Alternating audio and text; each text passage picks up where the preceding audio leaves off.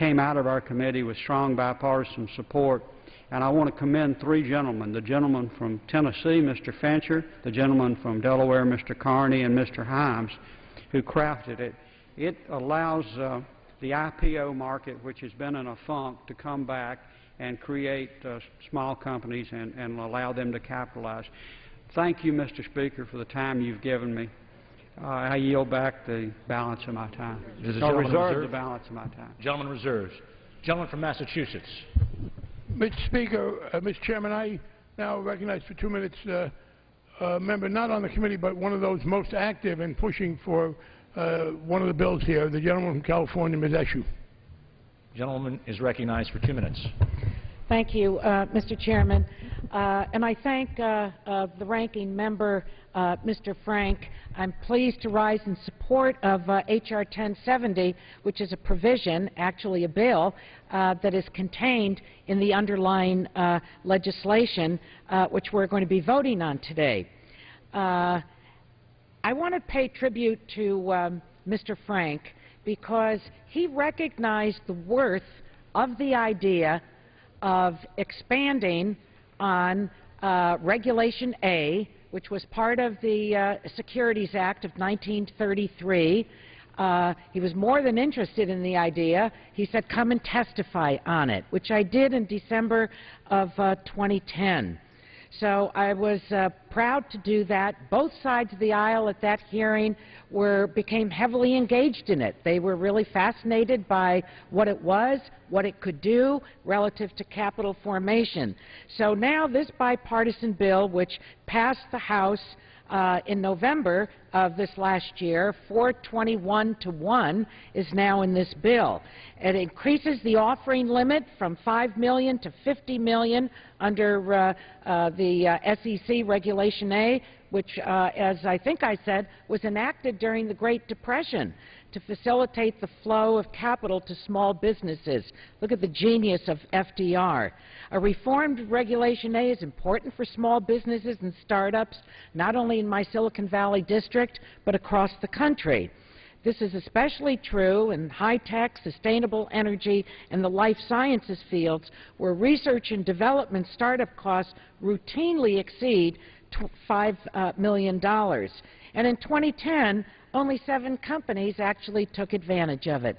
So I'm very pleased that this is part of this overall legislation. I salute the ranking member, Mr. Frank, for recognizing it, for supporting it early on, and for getting the ball rolling at his committee with a member that was not a member of his committee. And I think that the country is going to win with this provision, and I'm proud to support it. And I yield back. Gentlewoman yields back. Without objection, the gentleman from Texas will control the time. The chair recognizes the gentleman from Texas. Mr. Chairman, I yield myself 3 minutes. The gentleman is recognized for 3 minutes. Mr. Chairman, it is clear that jobs in the economy are issue number 1 for our constituents. Many of them don't see the recovery. Even though professional economists may see it, it is clearly the slowest and weakest recovery in the post-war era.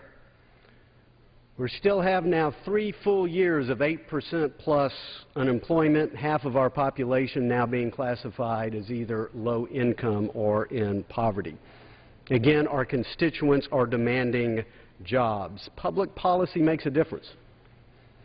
Republicans have many disagreements with our president over public policy. We disagree with the $11 trillion of additional debt that he has put into his budget. We disagree with the $1.9 trillion in new job-killing tax increases he wants to impose, much of it on small businesses. We disagree. We believe the Keystone Pipeline, when its 20,000 shovel-ready jobs, should be approved. We believe these policies harm job growth in the economy. But, Mr. Chairman, we have a rare occasion today, and that is there is something that we do agree on. We have found an opportunity to work on a bipartisan basis on common ground with the President of the United States. The President said, quote, "It is time to cut away the red tape that prevents too many rapidly growing startup companies from raising capital and going public." House Republicans agree. and thus we are happy to bring to the floor on a bipartisan basis the Jobs Act. The President has issued his statement of administration policy, endorsing this legislation. Again, a rare occurrence, and I believe it's something that our constituents would like to see us do. They want us to see us stand on principle, but they also want to see us compromise on policies to advance those principles. And so this is a bill that will give these emerging growth companies, again, perhaps the future Googles, perhaps the future Apples, the future Home Depots, the future Starbucks, that opportunity to now begin to access equity capital where the hurdles, the red tape, the cost burdens have been too high. And we know that of many of the root causes of the economic debacle we had, clearly this was an economy that was over-leveraged. And so we in the Congress need to do whatever we can to enable the startup companies, the job engines of America, to be able to access the equity markets, not just the debt markets. And so this is a bill, most of which has been previously approved by large majorities, either in the Financial Services Committee or on the floor. I want to thank the gentleman from Tennessee, Mr. Fincher, for his leadership, Chairman Baucus, Leader Cantor, the ranking member, Mr. Frank from Massachusetts. The American people want to see jobs, hope, opportunity, so let's pass the Jobs Act. Let's pass it now. I yield back the balance of my time. Does the gentleman reserves. Gentleman from Massachusetts is recognized. Mr. Chairman, first I yield myself a minute to say that I regret that my friend from Texas felt the need to absolve himself from the charge of excessive bipartisanship by engaging in a partisan diatribe that was factually shaky. It is true that this recovery from the recession has been slower than any previous one, but that's because the economy Barack Obama inherited from George Bush was the weakest since the Great Depression. Yes, it was a deeper economic downfall under George Bush than we've had in 80 years, and that's why the recovery was slower. But it is also the case, if you look at the chart recently presented to us by a Bush appointee, Ben Bernanke, the chairman of the Federal Reserve, which showed that beginning in 2006, a very steep drop in jobs, a month-by-month increase to the hundreds and hundreds of thousands of job loss in the last couple of years of the Bush administration, and then less than 2 months after Barack Obama took office and we were able to begin some policies to stimulate the economy, an equally sharp rise. So we haven't come as far back as we'd like to, but that's because we were so deeply in the hole when we started. And now I yield 2 minutes to one of the members who has been a major shaper of this bill, the gentleman from Delaware, Mr. Carney. Gentleman's recognized for 2 minutes. Well, thank you very much. Thank you, Mr. Speaker. I rise today to encourage all my colleagues, Democrats and Republicans, to support this important piece of legislation to create jobs. In December, Representative Fincher and I introduced H.R. 3606, the Reopening American Capital Markets to Emerging Growth Companies Act of 2011. Today, our legislation is the vehicle for a package of bills to help small businesses access capital and grow. I'd also like to recognize Mr. Fincher and his staff, Jim Hall and Aaron Bays, for their bipartisan work on this bill. I would also like to thank Ranking Member Frank and Representative Waters for their assistance and leadership throughout this process. The original Bill 3606, which is contained in the bill today before us, will create jobs in part by making it easier for emerging growth companies to undertake IPOs and go public. On average, research tells us that 92% of a company's growth, job growth, occurs after they go public. But in recent years, the number of companies going public has fallen off dramatically. This legislation takes a common-sense approach to reduce the cost of going public for these so-called on-ramp status companies by phasing in, not exempting, by phasing in certain costly regulatory requirements. Our bill creates a new category of issuers called emerging growth company. They have annual revenues of less than $1 billion following the initial public offering, less than $700 million in publicly traded shares. Exemption for these on-ramp status companies would either be after 5 years or when the company reaches $1 billion in revenue or $700 million in public float. The legislation will also make it easier for potential investors to get access to research and company information in advance of an IPO, and this is an issue around which there's been quite a bit of discussion in committee. This is critical, though, for small and medium-sized companies trying to raise capital that have less visibility in the marketplace. Last month, these provisions were passed out of the Financial Services Committee with a bipartisan vote of 54-1. We've worked hard to craft this legislation that could garner support from Democrats and Republicans and that can pass both the House and the Senate.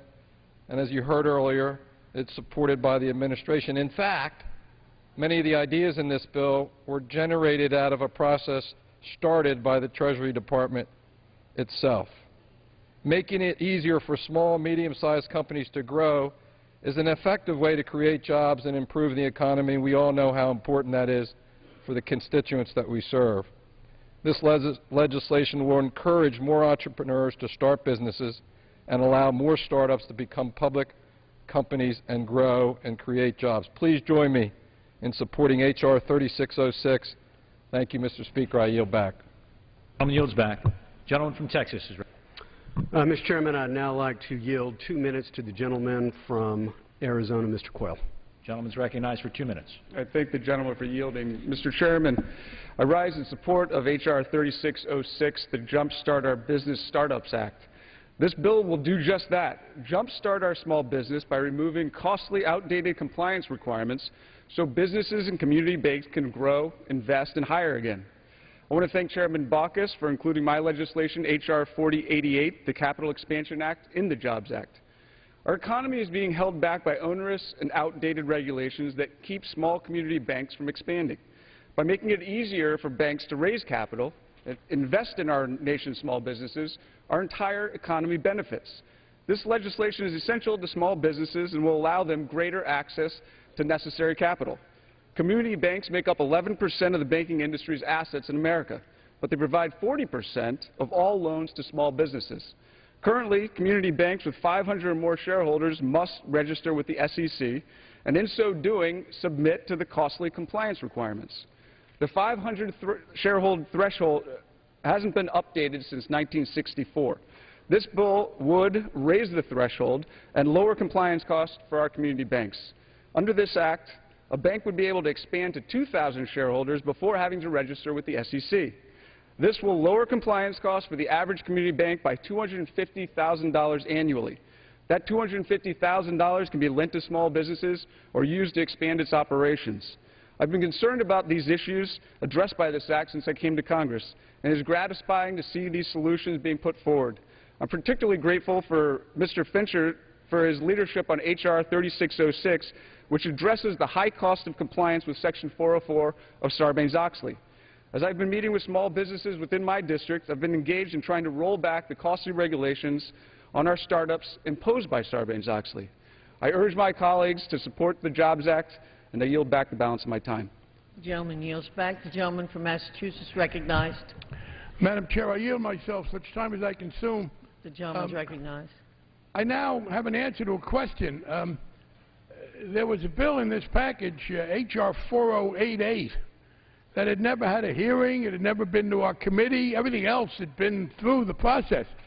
And I asked the gentleman from Texas, Mr. Sessions, about it. He represented the Rules Committee. And he told me it was a good bill, and therefore there was no need for it to go to a hearing or through subcommittee or committee. That struck me as rather odd. I've never heard that before, particularly from a party that says they wanted to bring us regular order.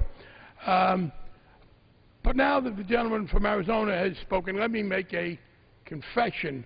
Madam Chair, I was being a little disingenuous. Now, let me alert people to the rules who may be new to the place. You may not accuse anyone else of being disingenuous under the House rules, but you can cop to it. I knew what 4088 was, and we just heard it. We heard the gentleman from Arizona, surprisingly to me, talk about his legislation. His legislation is the bill I was referring to. It was introduced on February 24th, I believe, of this year. It had no hearing. It had no subcommittee markup, but it sounded very familiar as he described it, because that's not just a bill, it's a shapeshifter. It used to be the Schweikert bill. So let me be clear. Yes, we did consider this in subcommittee and in committee. It was voted on and debated, but it wasn't the quail bill then. There was no quail bill then. This bill had been the product of bipartisan collaboration between two of our members, the gentleman from Connecticut, Ms. Times, the gentleman from Arizona, Mr. Schweikert. It had a great deal of appeal, particularly for the banking community. And so what happened? Apparently, the Republican leadership decided it was Christmas in March. So they stole the bill from Mr. Schweikert and Mr. Himes and made a present of it to the gentleman from Arizona, Mr. Quayle. And Mr. Quayle, I must say, is someone told him, always be grateful, never look the gift bill in the mouth. Because when they took the bill from the two men who had created it and took it away from them so that the gentleman from Arizona could get the credit for a bill on which he'd done no work, he seemed perfectly happy with it. Now, I want to say, Mr. Chairman, I've been here for 31 and a half years. I'm about to be not here anymore. But I do want to say, and I have thought very much about what I am about to say, that's shameful. Shameful on the part of the Republican leadership that engaged in this cheap maneuver. Shameful on the part of a member who would be the beneficiary of it. I am deeply disappointed. Yeah, it's a good bill. It was a good bill when it was the Himes-Schweikert bill. It was a good bill when it went through the hearing in the subcommittee.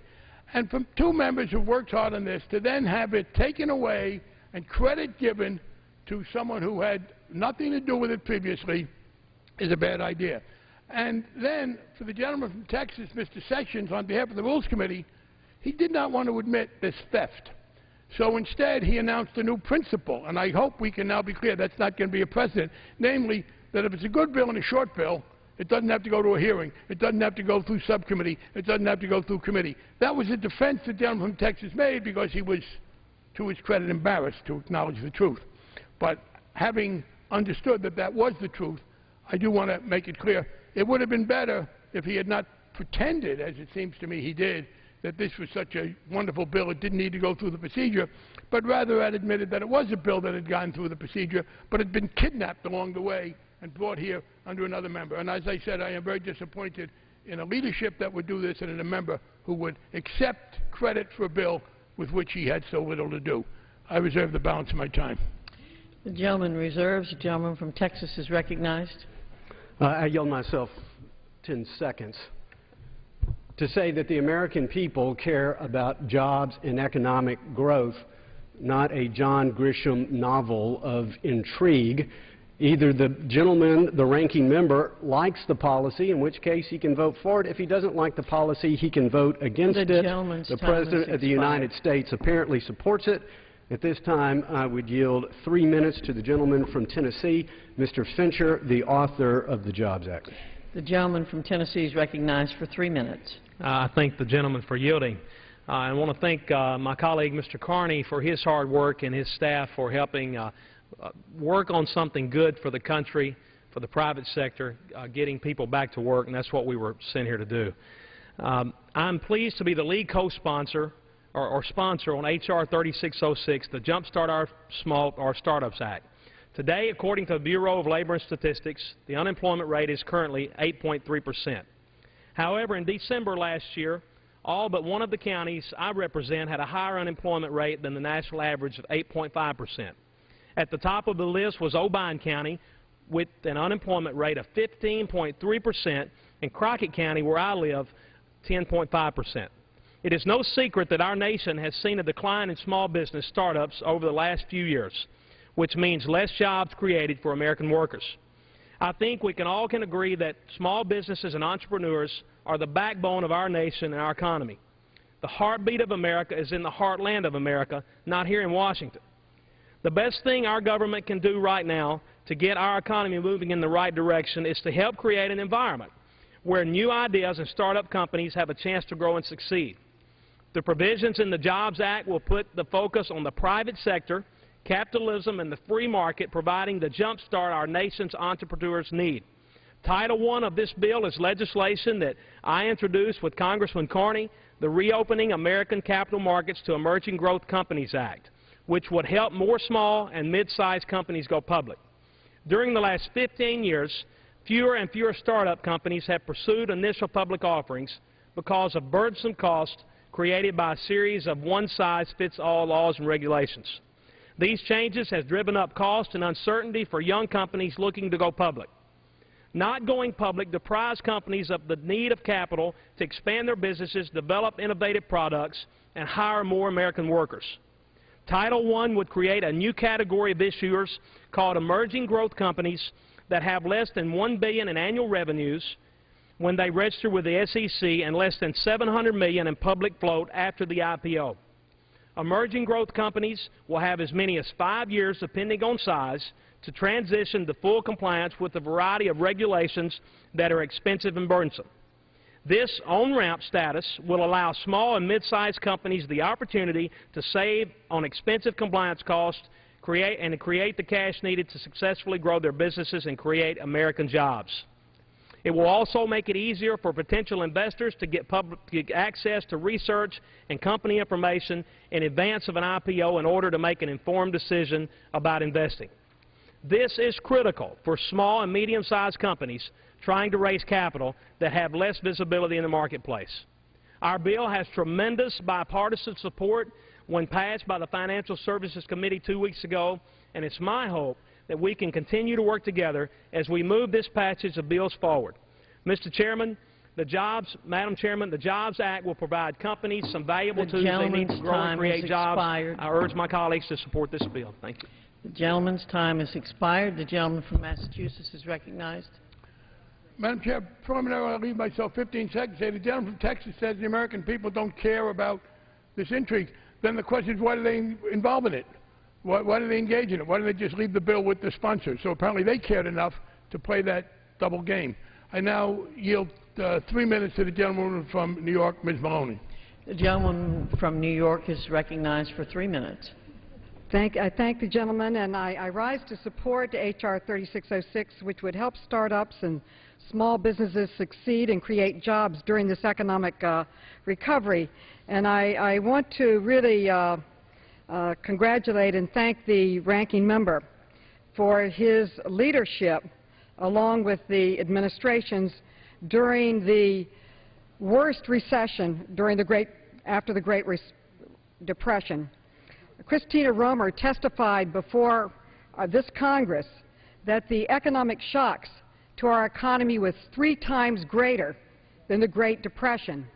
We were shedding over 700,000 jobs a month when the President assumed office. And in a report by Chairman Bernanke, he showed a chart where we are digging our way out under his leadership. We have gained 3.7 million private sector jobs. This is an important step forward, and the financial reform bill that Ranking Member Barney Frank, we're going to miss you, Barney. You did a great job, and we all owe you a debt of gratitude for your leadership during this time. But what we need now is a real jobs bill, not just tweaking around the corners with a few words and a few changes in the securities law. And what we should be debating today, which would have a huge impact on jobs, is the transportation bill, or the President's American Jobs Act, which would create more than 500,000 jobs and move us forward. And this particular bill, the package is important, but it is not a comprehensive jobs bill or agenda which we need. There are some modest steps forward, but they are no substitute for a major job-creating highway bill or a passage of the Full American Jobs Act. These bills make only very modest changes for startup companies, making it easier for them to raise capital through the Internet and the solicitation of accredited investors, and loosening certain filing and regulatory requirements for startups and small banks. I support it, but it does not really do a great deal to create more jobs, which we need. I must say that I have co-sponsored parts of it, and 4 of them have already passed this body overwhelmingly with over 300 votes. And I'd like to note that the administration supports the passage of this act, as Congress clearly has already done. And I do want to join the chairman in speaking in support of my colleague Mr. Himes and Schweikert on the committee. They championed the provision of the bill that raises the shareholder threshold for having to register with the SEC, and this title passed this body on its own already by 420 to 2 margin. That's quite an achievement for them. But by putting another person's name on it, we have a clear example of the majority more interested in scoring points than working in a bipartisan way for job development. I ask unanimous consent to place in the record further comments on these bills and their importance and my work with Mr. McHenry on crowdfunding. I yield back. Expired. That request will be covered under general leave. The gentleman from Texas is recognized. I yield myself 10 seconds just to say that President Reagan once said there's no limit to what the American people can achieve if they don't mind who gets the credit. We seem to hear the ranking member say, if I and my friends can't take credit, we're going to pick up our toys and go home. All of us can take credit if we will support the Jobs Act. I will now yield 2 minutes to the gentlelady from Illinois, the chair of the Housing and Insurance Subcommittee, Ms. Biggert. The gentlewoman from Illinois is recognized for 2 minutes. I thank the gentleman for yielding me the time. And Madam Speaker, when it comes to promoting economic growth, no government program is as effective as the old-fashioned drive and ingenuity of the hard-working American people. But to harness that power and the jobs that come with it, we need to clear a path for the startups and fledgling businesses that bring new goods and ideas into the marketplace. That's the purpose of the Jobs Act. This jobs package includes several bills that I had the opportunity to work on closely with my colleagues on the House Financial Services Committee.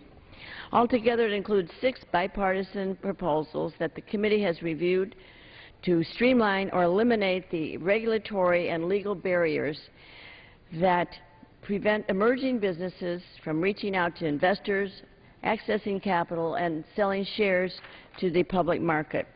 This legislation will make it possible for promising businesses to go public and access financial opportunities that currently are limited to large corporations, and eliminates needless costs and delays imposed by the SEC and other regulators. These ideas are not political. These ideas are not partisan.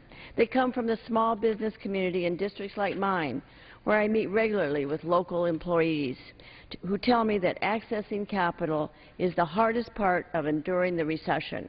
Many of these charges have bipartisan backing and have been endorsed by members of the President's Council on Jobs and Economic Competitiveness. Madam Speaker, I urge my colleagues to support this important jobs package and unite behind good ideas that will free American businesses to do what they do best. I yield back. The gentlewoman yields back. The gentleman from Massachusetts is recognized. Madam Speaker, I yield myself 30 seconds to say I have never seen truth stood on its head more rapidly than by my colleague from Texas. He accused us of being too concerned about credit and said, I and my friends. Well, I'm glad to say that the Republican member from Arizona, Mr. Schweikert, is someone I consider a friend, and that's one of the people from whom the credit was stolen. This notion that who cares about the credit, if that were honestly what the Republican leadership believed, why did they take the credit from Mr. Schweikert and Mr. Himes and give it to Mr. Quayle? It is they who engaged in this credit grabbing. It is they who decided that substance was less important. I yield myself another 15 seconds. The gentleman's recognized. For the gentleman from Texas, having been part of a leadership that engaged in that shameful maneuver, to now accuse us of being excessively concerned with credit is the most hypocritical and dishonest statement I have heard uttered in this House.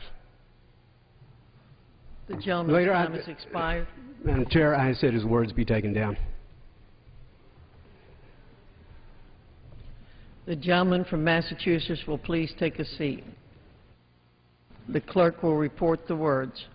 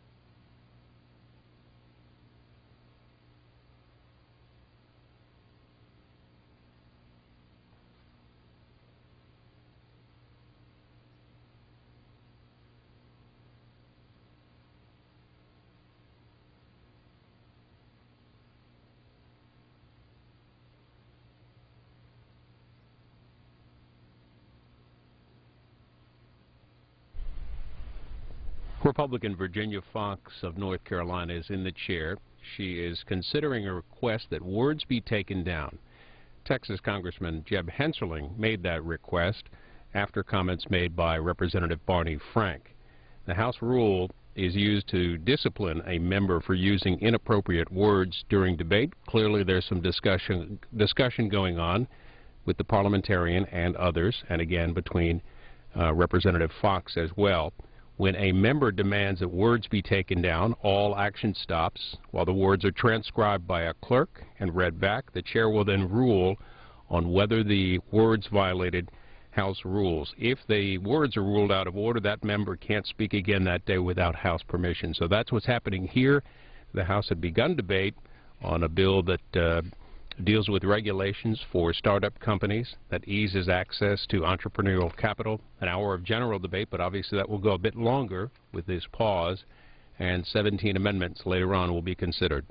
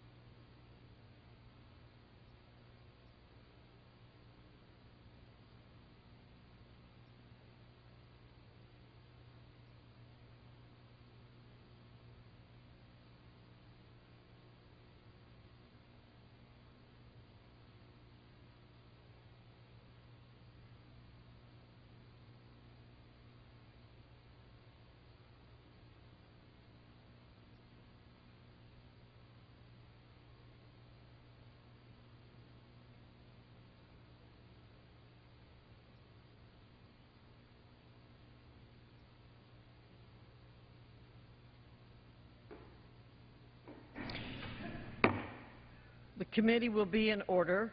The clerk will report the words. Mr. Frank of Massachusetts, I have never seen truth stood on its head more rapidly than my colleague from Texas. This notion that who cares about credit, if that were honestly what the Republican leadership believes. Why did they take the credit from Mr. Schweikert and Mr. Himes and give it to Mr. Quayle? It is they who decide that substance was less important. For the gentleman from Texas, having been part of the leadership that engaged in this shameful maneuver to accuse us of being excessively concerned with credit is the most hypocritical and dishonest statement I have heard in this House. The committee rises.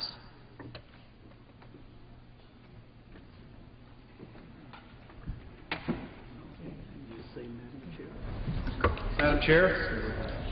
Mr. Speaker, the Committee of the Whole House on the State of the Union had under consideration H.R. 3606 when certain words used in debate were objected to and, on request, were taken down and read at the clerk's desk, and I herewith report the same to the House.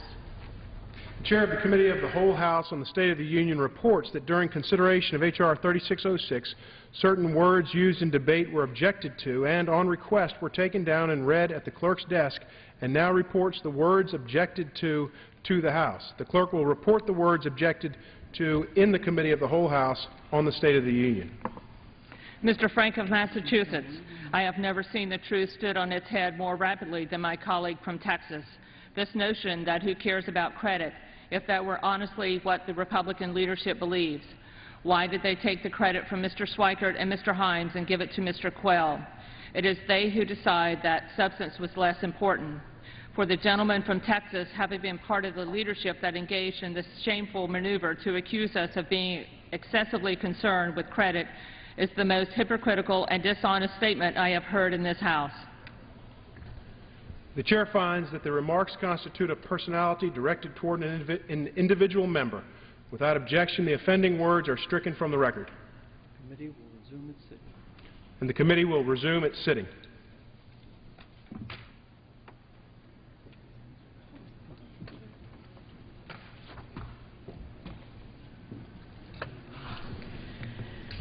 The House is in the Committee of the Whole House on the State of the Union for the further consideration of H.R. 3606, which the clerk will report by title. A bill to increase American job creation and economic growth by improving access to the public capital markets for emerging growth companies. When the Committee of the Whole rose earlier today, 31.5 minutes remained in general debate. The gentleman from Texas, Mr. Hensarling, has 15.5 minutes remaining, and the gentleman from Massachusetts, Mr. Frank, has 16 minutes remaining.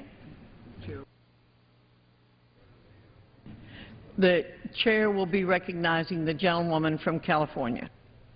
Thank you very much. I recognize myself for 4 minutes. The gentlewoman is recognized for 4 minutes. Madam Chair, I rise today in support of H.R. 3606, the Jumpstart Our Business Startups Act. Before I begin my remarks, I would like to thank Chairman Baucus, Chairman Garrett, and certainly Ranking Member Frank for their assistance and support for this bill. We were able to work in a bipartisan manner on this bill in our committee, passing many of the provisions in the bill with strong bipartisan majorities. H.R. 306 is an omnibus package of small business capital formation bills, some of which we've already passed through the House back in November. I was pleased to work with Representative McCarthy on a provision now included in the bill to amend securities law to remove the prohibition on general solicitation or general advertising for offers of securities made under Rule 506 of Regulation D, if those securities are only sold to accredited investors. Last year, I worked with Representative McHenry to add critical investor protection provisions to this crowdfunding bill, which previously passed the House and is now included in this package. I was also pleased to support the provision from Representative Schweikert to allow companies to raise more funds through the Regulation A process, and another provision to raise minimum shareholder thresholds at which companies must register their securities with the SEC. On the title of this bill, dealing with emerging growth companies, IPOs, I support the goal of this legislation, and I hope that many of the amendments offered today on this title are accepted, including my own dealing with the provision of research. Again, I'm supportive of this legislation, but think that more investor protection provisions are needed. Why did we work together to get this legislation passed? We worked from both sides of the aisle because we're all concerned about job creation and access to capital. We have gone through a recession in this country, starting with the loans that were made in the subprime market 2003 to 2007. We reached this recession, almost reached a depression, and we destroyed the housing industry in this country. And so we're all working to try and not only get the housing industry revitalized, but we're also working to make sure that our small businesses have access to capital and thus job creation. And so I'm very pleased that we were able to work together on this legislation, despite the fact that what Mr. Frank brought to our attention today is the kind of efforts that could interfere with attempts to have bipartisanship on some of these legislative attempts that we have. What Congressman Frank brought to our attention was that Title VI of the bill, a provision that was drafted by Representative Himes with the support of Republicans, seems to have been very minimally reworked and rebranded as a Representative Quayle bill.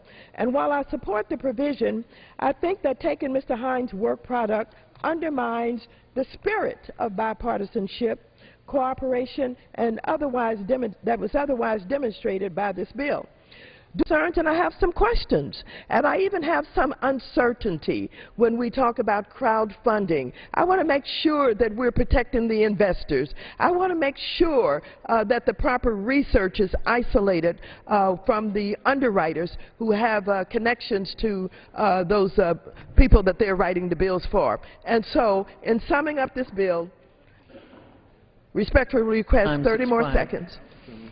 The gentlelady is recognized.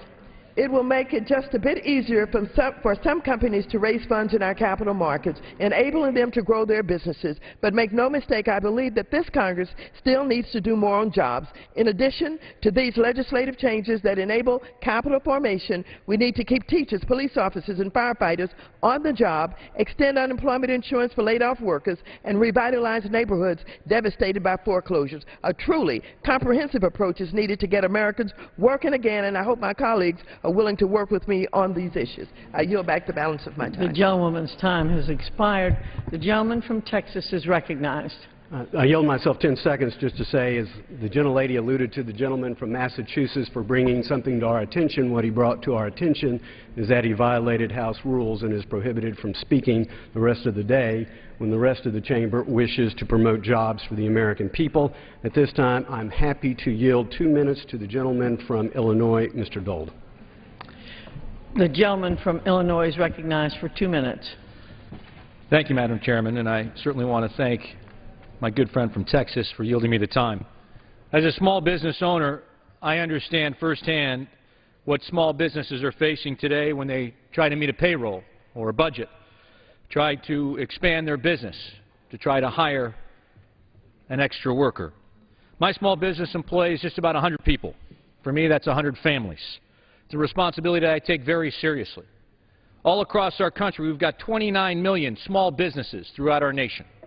We should be doing everything we can, everything within our power to create an environment that enables those small businesses to hire one more worker.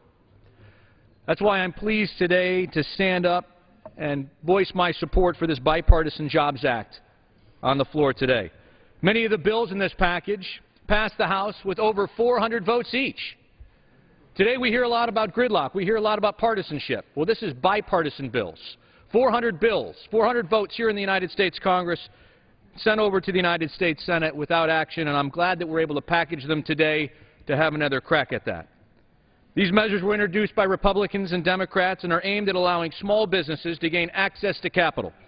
This is exactly the type of legislation that the United States Senate should be passing and that the President should sign into law. This week we are sending another message to the United States Senate, and we urge them to take action on these important matters. These are bipartisan bills. Our small businesses and hardworking families don't have the luxury of waiting for gridlock in Washington to end, specifically in the United States Senate. We've sent over 30 jobs bills from this body over to the United States Senate without any action. So it's time that I ask that the Senate join the House and work together with us on the issues that I think we can all agree on, in empowering our small business owners and job creators. I believe that bipartisanship is extremely important. And when we find common ground, we must act. That's why it's critical that we empower our job creators and small business owners to spur our economy and get America back to work. The Jobs Act is an example of how we can put people before politics and progress before partisanship.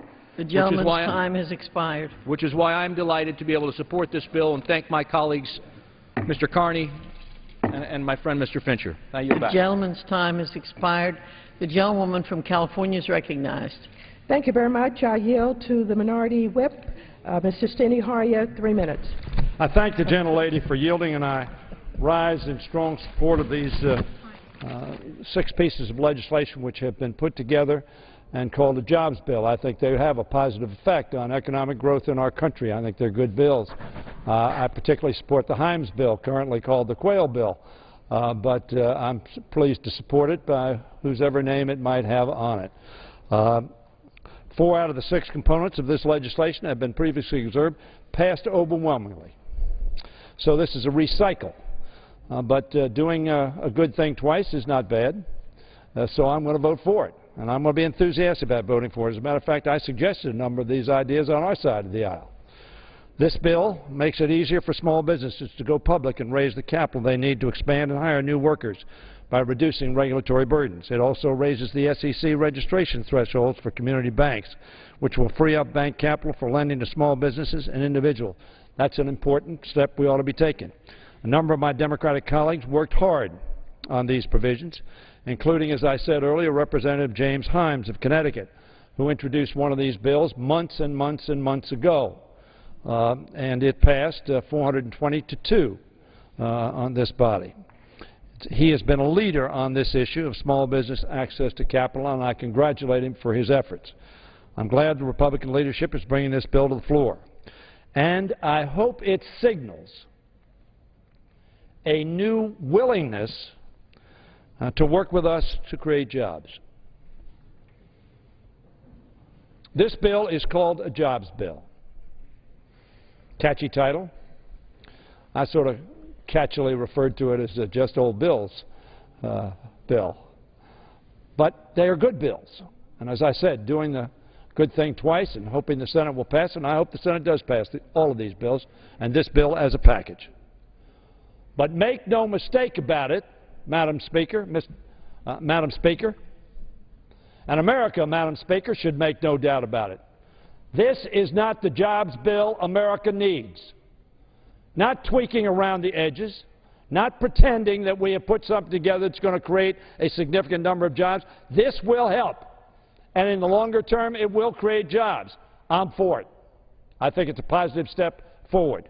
But make no mistake about it. This is not the jobs bill that the President asked for. This is not the jobs bill that America needs. This is not the jobs bill that millions who are unemployed and can't find employment are crying out for in America. America needs a comprehensive jobs plan to help get the millions who have lost jobs and are still looking for work. This bill alone simply is not enough. We must do more. And I will tell my friend, and he is my friend from Texas, I'm prepared to work with him on a real jobs bill. This is a real jobs bill.